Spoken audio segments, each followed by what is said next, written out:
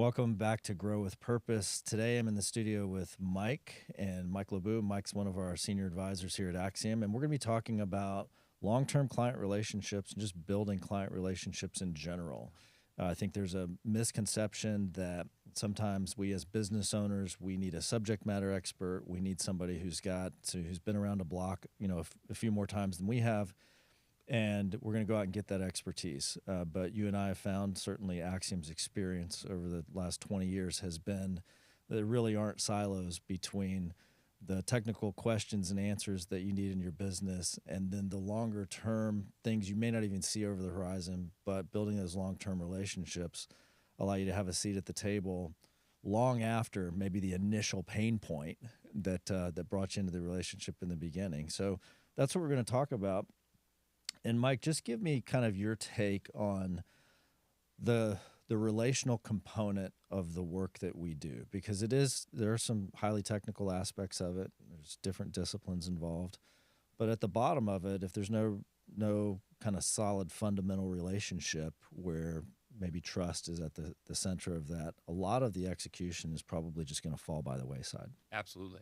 So before I even get into client relationships, I would like to highlight a fact that I've learned from you, Joey, that if the relationships are strong within the company, like Axiom, if the relationships are strong here first, because you always talk about you put the team first and then the team can perform and go out there and do the things that they're supposed to do. You go above and beyond to make sure that the relationships here are good and that we have good relationships with each of the advisors, with you. There's a back and forth, high communication. We even got back from an outing all together and fun with the families and all that type of stuff. But the relationships are very strong in here. And from that example, I think the advisors can go out and actually create the relationships. So my question to business owners are, okay, you can have a client first mentality, but if your team doesn't see you building relationships within the company, they're not going to know what to do when they get out there. So I think that it really starts from within any type of company that we're working with. So I wanted to say that first before we dive in. Well, I'll be in full transparency. Like, that's something that I had to learn when I first started. It was very much about getting the work done. It was highly technical work. It was a CPA firm, and I was trying to pay the bills, and what mattered to me was solving the problem. I used to say this thing when I was young, dumb, and stupid, which is like, it's not personal, it's only business, right? And I'd actually say this to clients that I was advising, because it would be talking about a tough decision with a team member or letting a long-term client relationship go because it had kind of become something that was weighing the business down. I'd be like, you got to get it through your head. Like, it's not personal, it's just business. And I look back on my, 20-something, 30-something-year-old self and be like, you were an idiot. Because it is all personal. Yeah. At the end of the day, one of the things that we've talked about before on this podcast is that if you take two businesses and they do the same product, the same service, across the corner from each other, same market demographic, the only difference between those two businesses is going to come down to the people who are operating in those businesses. Yeah. That's what's going to make the difference. And if there's no other competitive advantage to be had in pricing and product selection and time to delivery, everything's the same. The only competitive advantage you have left is the people in the business. People are relational. Yep. That's how we were created. We need relationships. So I had to learn that. And I think one of the things that when we sold the tax and accounting firm and kind of pulled it back to just the consulting core clients, and Carrie started on the team, and we were working with an outsourced company who found Carrie for us, and they were kind of helping manage that relationship and just make sure it got off to a good start. And one of the things that they said is kind of non-negotiable is you guys have to get together and meet every week, kind of get on the same page every week. Yeah. And I credit that kind of forced rhythm of having to spend time with what was then, all the other employees had moved on in the sale. And so it was just me and Carrie. It was like a team of two. And having to make sure we were on the same page every week. And then in the course of that, there's a little bit of small talk in the front and the back end of every meeting, and you find out about families, you find out about what kids are doing and what spouses are doing and their careers. And you just, I think at bottom, do you really care? Do you care about people? Do you care about the people who are offering to spend time with you?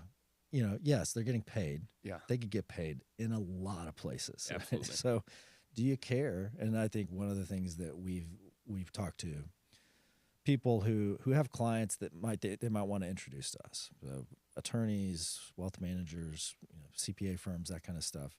And one of the things we always say is like a good fit from a chemistry, from a rapport, like being able to have the basis for a relationship for us is a business owner who actually cares about their employees. Yes. If they don't care, we may not be the same good fit for them. Yeah, absolutely.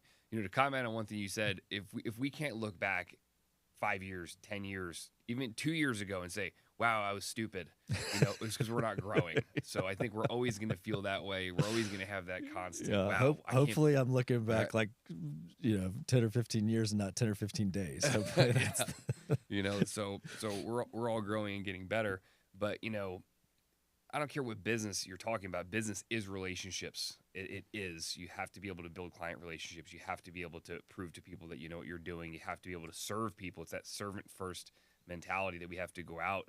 And, one of the things that I love about what we do is we get to, like, everything is about fact finding. Like, we're meeting all these new business owners and we're finding out, asking questions about their companies. And we got an event that we're planning in 2 weeks. Mm-hmm. And we see who the invite list is, and we're looking on the websites, and like, man, I can't wait to ask this person these questions about how they get started, how their business, and it's just so interesting because it's people's stories. Mm-hmm. Like talk about relationships. Like where did you come from? How did you start your business? How did this happen? And it's so interesting because we have clients that they're multiple generational business owners, and we're talking about their parents coming to start their business. Then we have people that maybe they've been in business for 5 or 10 years, 15 years, and they were the initial ones that started it. So building that common ground and building that rapport in the very beginning of that relationship is always a lot of fun, actually, because it's just like you're sharing stories. Yeah. So, and I know you have some long-term clients and people that have been with us for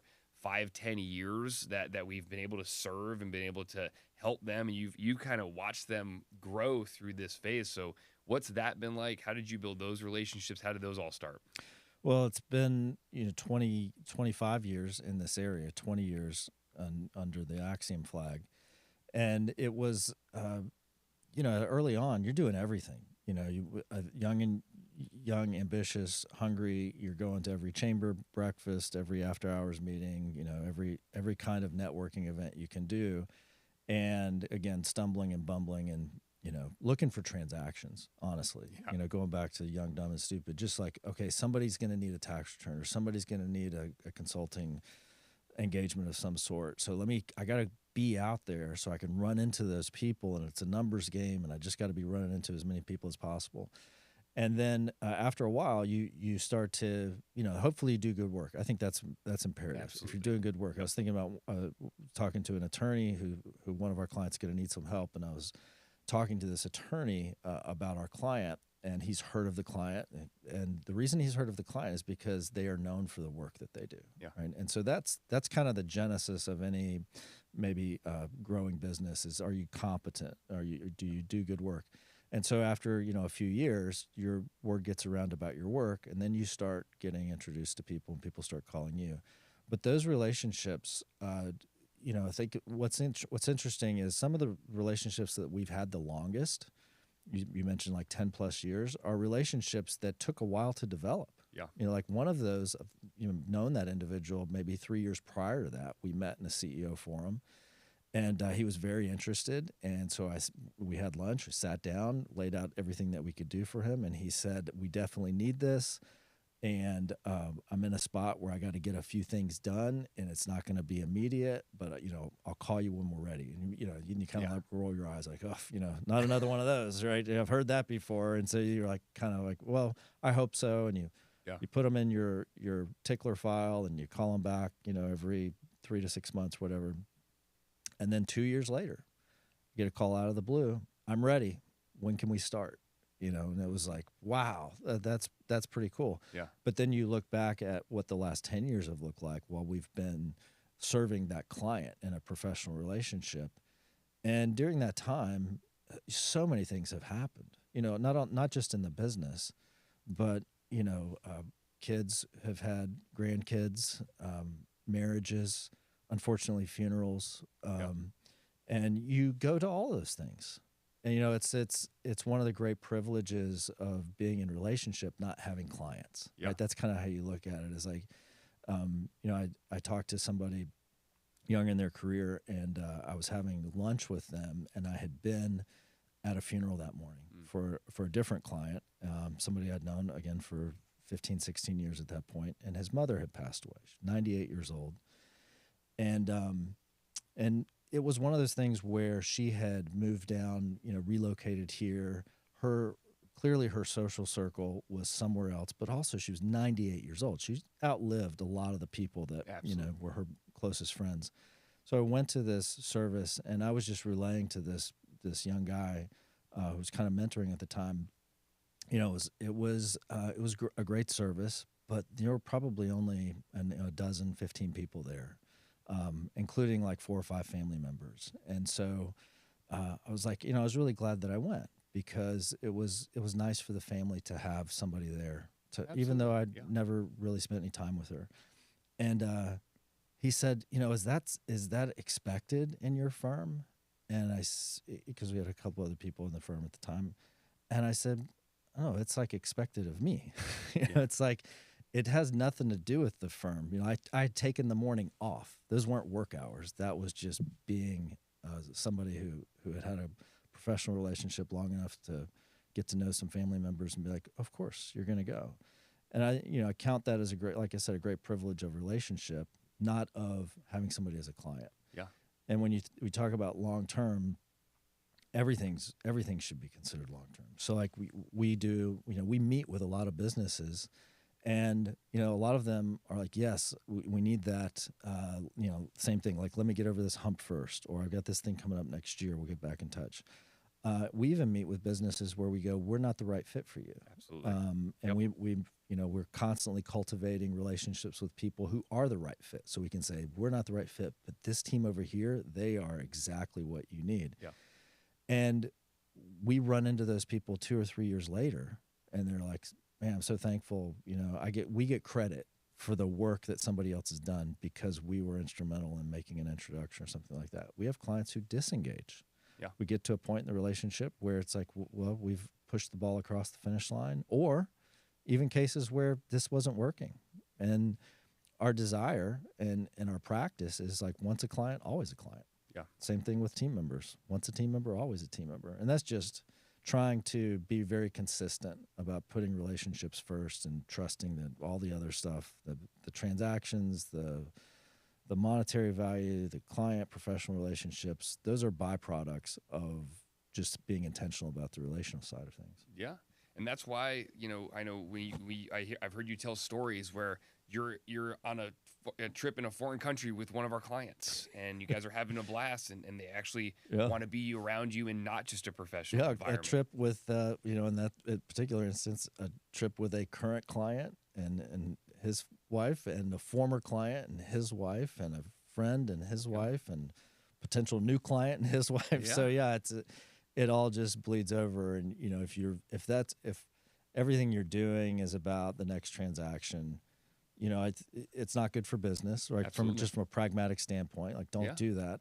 But man, you're just missing out on an opportunity God's put us here with certain skills, talents, and abilities. Yeah. Some of those are professional, some of those are relational, some of those are interpersonal. Absolutely. And so if you're not out there trying to cultivate relationships every step of the way, you're just missing out on opportunities to use those God-given gifts, only a fraction of which are going to be professional that you might ever get compensated for. Absolutely.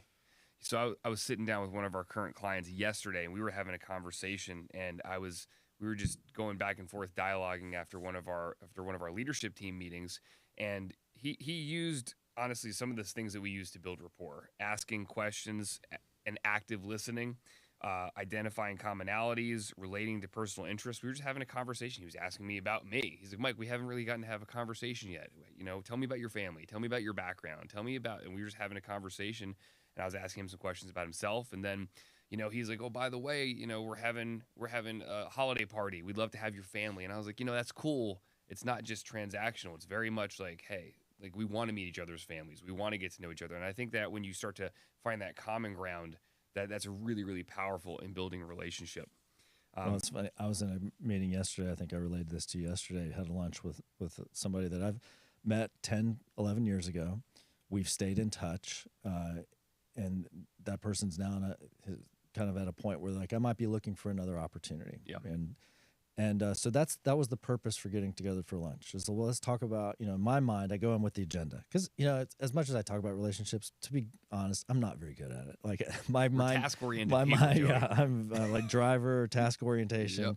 So walk into the restaurant and okay, well, I need to know like what's the comp range he's looking for. How's the experience set that he's just had for the last 10 years going to translate? Because I got a few opportunities in mind, the introductions I might want to make. Yeah. And we sit down and, typical like 12 to 1, 1:30, we're still talking about our kids, where they're going to college, what their first couple of years were like, church that he's going to now, the churches that we've been involved in since we last met. And at some point, I think it was literally like 1:35. I was like, at some point, we probably need to talk about, what you're looking for. What we're here for. But it was interesting. I was thinking about that on the way back to the office, and he'd already sent me his resume. I'm familiar with his body of work. I know the company that he works with now, and I've seen what he's been able to do there just from afar. Yeah. In reality, the technical qualifications, there's nothing to discover there. And I think that's the case in most things. We can look at somebody's body of work, whether it's a resume for a position or a portfolio for a home builder or a client list for a firm like ours, and say, okay, like what are the things that you do and who have you done it for? That's a pretty quick conversation. I think it would much better serve. Like my ability to help this individual that I had lunch with yesterday was much better served by the hour and a half that we spent talking about him, his family, my family, just getting to know each other probably on a deeper level than we've had in the last 10 years. Yeah. So it's funny how we put the emphasis on the technical stuff. We put the emphasis on the agenda-driven stuff, when really we'd probably be much better served in the long run just following on how do I get to know this person better, what makes them tick, so that I can serve them better. Yep. That's really what it comes down to. Absolutely.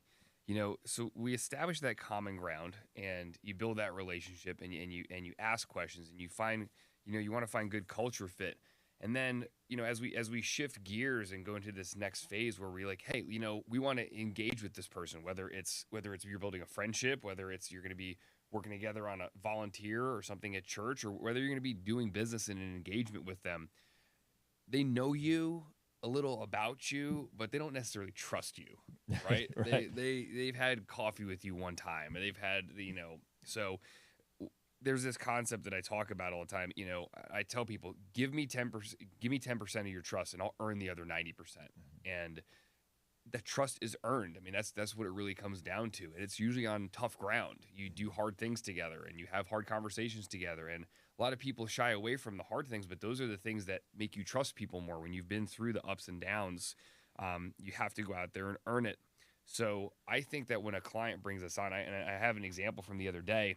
I was going to ask you to share this because this is a really good example. Yeah. I think I know where you're going. But. So I had this meeting the other day, and everyone has those days where their calendar's just jacked up. I'm like, we were together that day, and we were like, I remember in the car, and you were like, okay, so this meeting ends at this time, and I also scheduled the next meeting, and it was one of those days, like you said, there's no break. It was rolling from one right to the next to the next to the next. You're just excited that there's a bathroom break for 5 minutes in between. You're kind of running in and running out.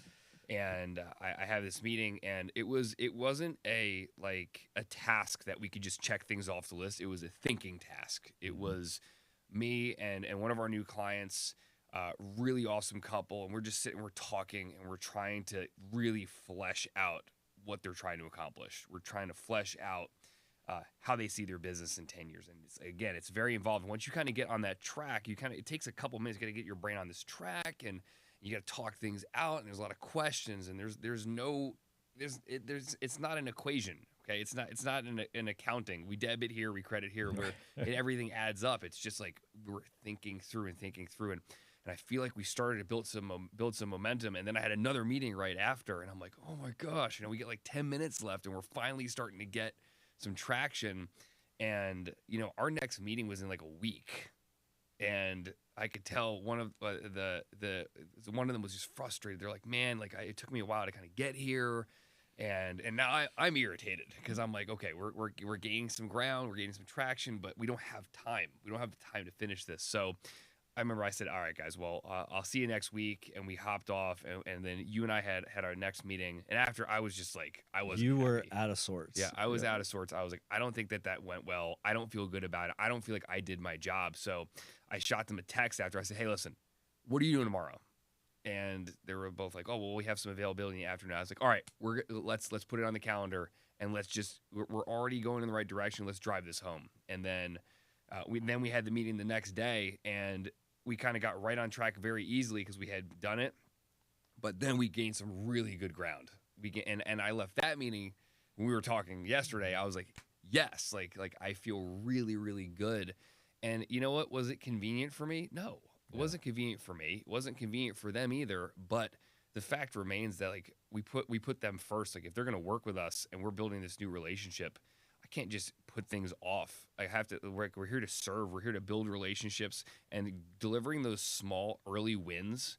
It's not like life changing. That we got a couple of things, but you know what? Like they need to know that I'm prioritizing them. Yeah, it's funny.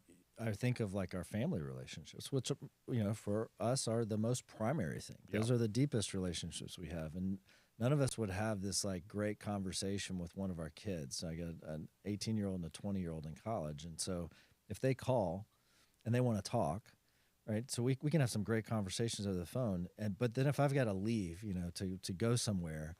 And we typically talk, we make sure we talk Sunday nights. So, if I have to leave, I'm not gonna be like, all right, I'll talk to you next Sunday. Be like, all right, I gotta go, but we need to keep this conversation going. What does tomorrow morning look like? Or what is, when you look at stuff, like, again, take the transactional nature out of it, take the business relationship out of it.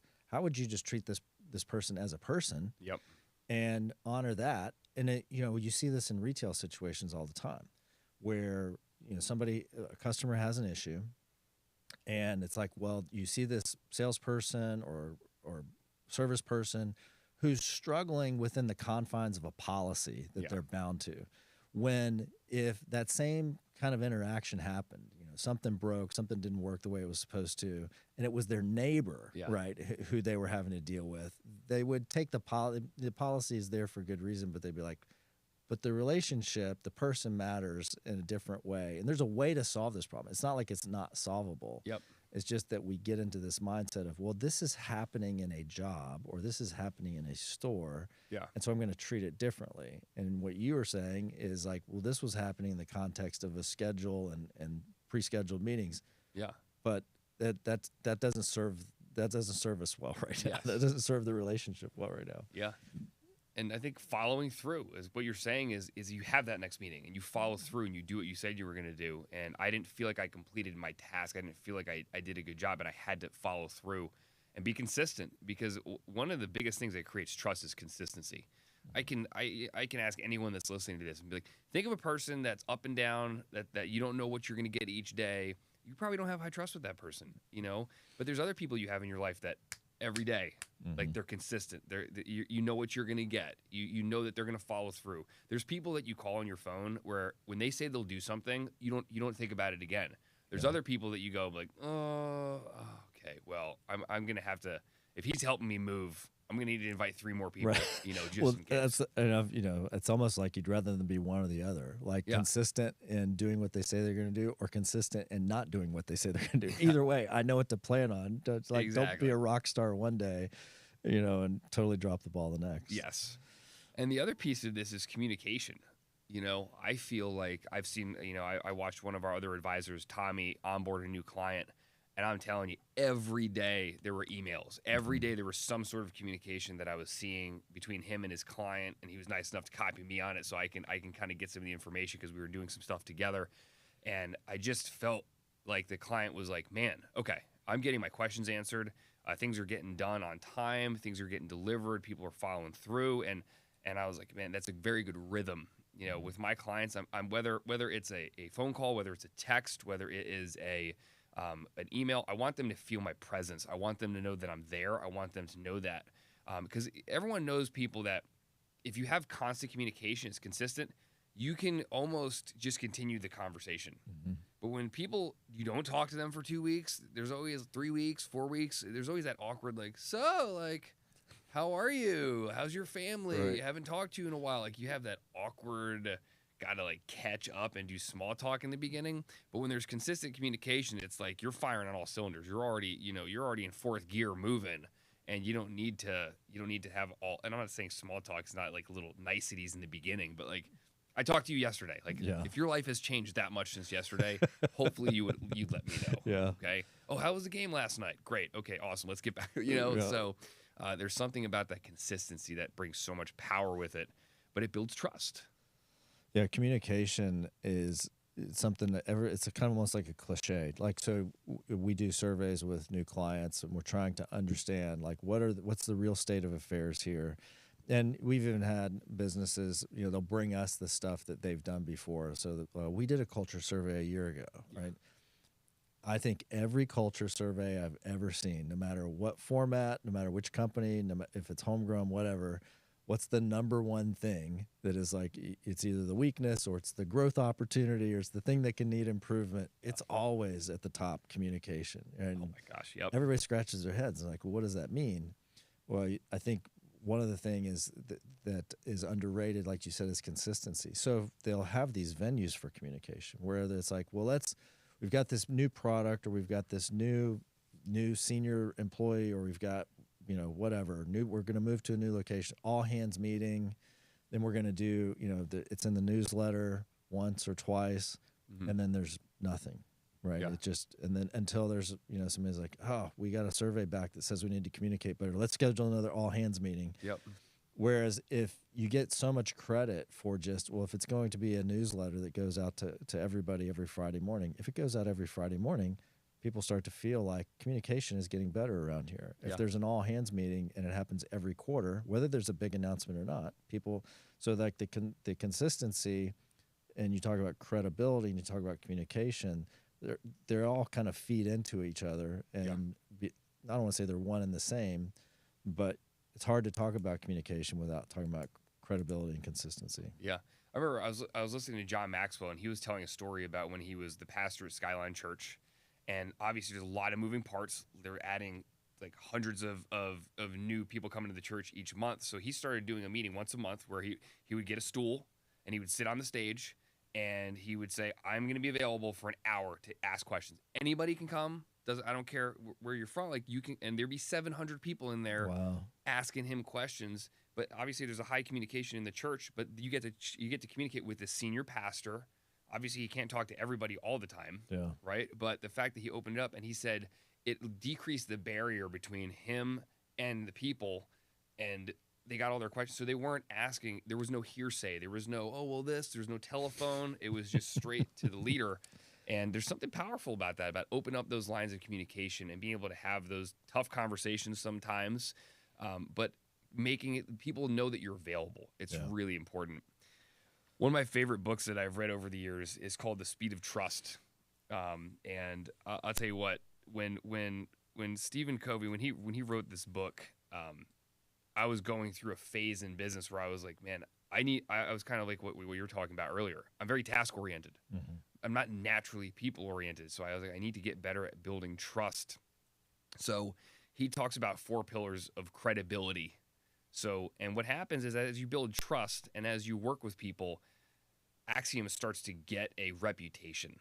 And that's the cool part. When you do good work and you help people and you serve people, all of a sudden, I was talking to one of my clients yesterday, and they said one of their people that they work with, a separate company, said, "Man, I need to talk to them. I met Mike, and I need to talk to them. I think I need to do what you guys are doing because we're earning our reputation with this new client, and that makes me feel good. I'll take that over a Google review any day. We're following through, and that's the thing. We're following through, and the 4 pillars of credibility are integrity. So honesty and alignment with your values, doing what you say you're going to do, and you can say that you have integrity, but you don't really say that other people say that you have integrity. Yeah. That's something, and it starts with yourself. Do you follow through? Your alarm goes off. Promises to yourself. Yeah. Your alarm goes off at 5:30. Are you getting up? And that's it. And it's a daily battle. Yeah. Intent, our motives are clear. And I love what you said earlier. Like, we'll sit down with people and say, we're not a good fit. After having we are evaluating these clients as much as they're evaluating us. Mm-hmm. You and I put together an email for a potential client, and they're asking questions, and I'm evaluating what he's asking me. Why is he asking me this? What's his intent? What is he trying to accomplish? So it's really, really a back and forth. I think capabilities, knowing that we can follow through on those deliverables, because that was one of the main questions that we were answering. Deliverables. What type of deliverables is Axiom going to bring to the table? Yep. I'm like, how long do you want this to be? An essay, a 5-paragraph essay here, and then results and following through. So I would like to hear from you, Joey.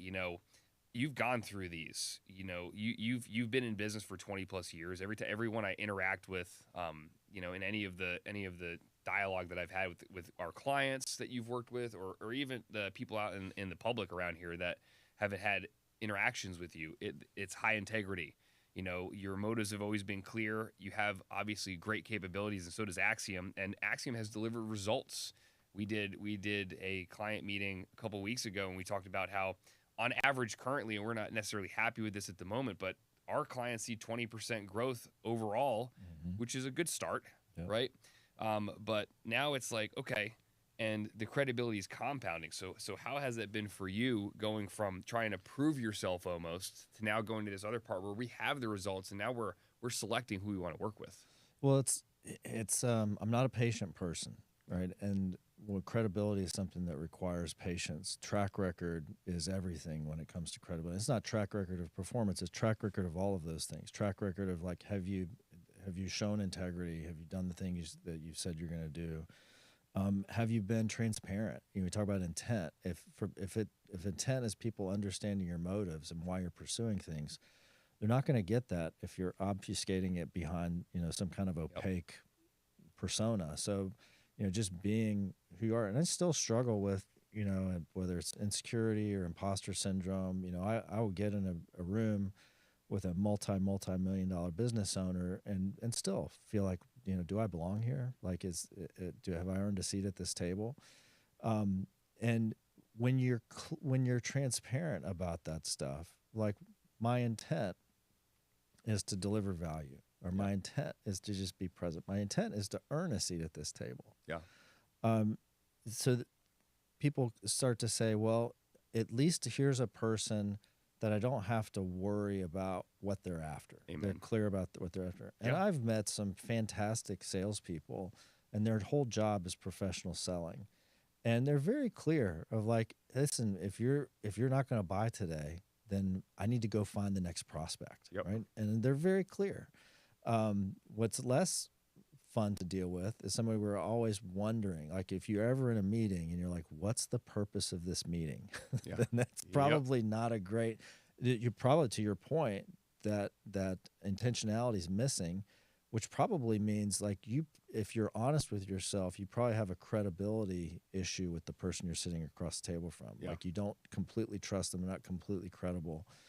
So I think for me it was, it's kind of like a 20-year boring journey of just putting your head down. And, part of that's by necessity. You've got a family to support. You've got employees that are relying on you. And so today you have to do the things. You have to go to the meetings. You have to produce the financial models or the new operating procedure, whatever the client has you working on that day. And you do that for 20 years, and you look up and your phone's ringing. And people are saying decent things about you, and clients or potential clients are calling saying, I heard so-and-so had a good experience. Would you like to come talk to us? So, I think God's just taught me, it's a much longer game than I ever wanted it to be. When I started at 32, 20 years ago, I certainly had visions of what I would be accomplishing at 42, and it took way too long, right? But what I underappreciated was the everybody else's perception of value, and the credit that I would get for having done that for 20 years. And And it's we meet people all the time. You and I and Cameron and Tommy in our line of work, that's all we do is meetings. Sometimes feels like meetings. Yeah. We get a rare day in front of a computer screen, Yeah. to get some work done, and we're like, okay, like this feels different. That's good. I needed the break. But when you're out there and you're having all these interactions, you're meeting a whole range of people. You're meeting people who've been doing stuff for 30 or 40 years. And we've had meetings like that recently where that's a great thing. There's a 30-year, 40-year track record there, but you and I kind of look at each other and go, but it does seem like the fire isn't still there. Maybe this person's enthusiasm is waning. You meet people who are 20 years, 30 years, 40 years in, and they are still gung-ho, and you're like, I have zero issue with this person's competence, character, credibility because of that track record. Yep. And then you go to the other end of the spectrum and meet these young, hungry, ambitious folks who may have been in the business for 1 year, 2 years, maybe with the firm they're with for a little bit of time, but they've got, some prior experience. And that's the question. That's always the question. Is this person credible? Yep. So I think the patience, one of the payoffs of being patient is you get to check that box. Doesn't mean that you can't earn it when you don't have that 20-year history, but it does mean you have to work really hard at all those 4 pillars that you talked about. Yep. So I'm blessed in that I've been able to keep the doors open for 20 years, right? And I got some credit and credibility for that. Now, the extent to which you kept the doors open well, or you barely kept the doors open, that's a different topic. Yeah. But I think that, if you're young and you're hungry and you're ambitious, then focus on those 4 pillars, work your butt off to get those, because you don't have the longevity. If you're at the other end of the spectrum, you do have 20 years or 30 years or whatever it is, and you do have that reputation for being incredibly credible, like, grow. And grow your organization, because that's the best way for you to, we could talk about mentorship. We could talk about, like, on the spiritual component, discipleship. We could talk about all kinds of ways you could try to extend that influence. They will all pale in comparison to you growing the organization that you've built for the last 20 years to impact more and more people, because it is such a, you'll have access, one, to some of those folks for 40, 50 hours a week. They get to sit, in your quote unquote church, where you get to instill your values, your worldview, your experience in delivering product, service, whatever it is. But then those folks are going to bleed down into the 3 or 4 people that they have impact on that you don't have the bandwidth to.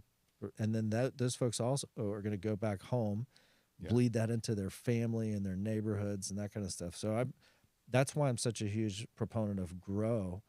And yes, top line revenue, that's probably going to happen. You're going to have a hard time growing without that being a byproduct.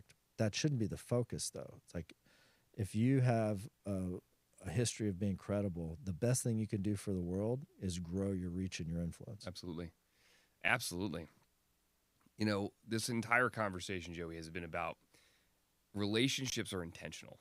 There's no ifs, ands, or buts about it. It's thinking about people. It's serving people. It's putting people first. It's going out of your way to say, how can I be a blessing? How can I make this person feel special? Because people very rarely remember what you said. They very rarely remember what you did, but they always remember how you made them feel.